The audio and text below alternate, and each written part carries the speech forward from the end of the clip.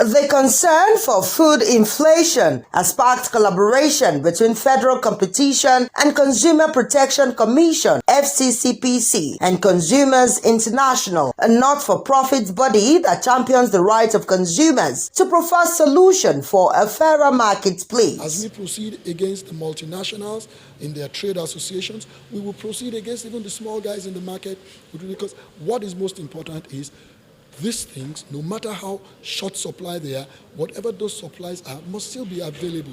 In the workshop tagged Fair Food Prices in Nigeria, a high-level forum for better competition, understanding the challenge of unfair food prices and building evidence based on unfair prices was carefully considered. For us, the key thing is correction.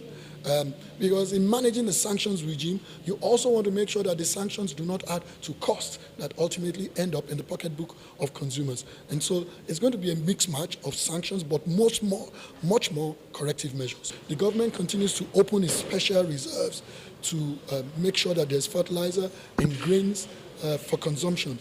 But we're not addressing the middlemen, the commodity traders who have bought some of these commodities and are hoarding them.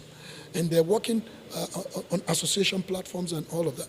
We must address that also. And so what the FCCPC will contribute is an aggressive enforcement focus on this association. About 25 million Nigerians currently are food insecure because of lack of access to safe food, and this is very worrying because that is a very high percentage of the population, and we think that if we come in this space and support the consumers to be able to engage the government, to be able to engage the business people with the right evidence, then we can make the change that is needed to bring about the cost of food down.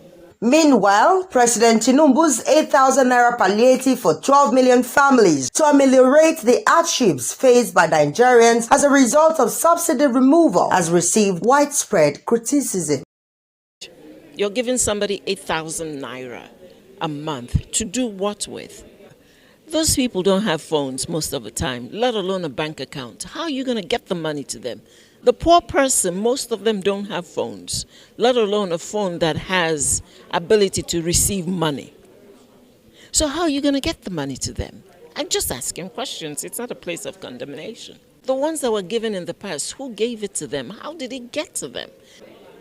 Rather, why don't you put that money on building the infrastructure from the Benue into Lagos or into Onitsha or into Port Harcourt, and build the roads so that transportation will not take 3 days, something that should take a day. Maria, Laudable TV.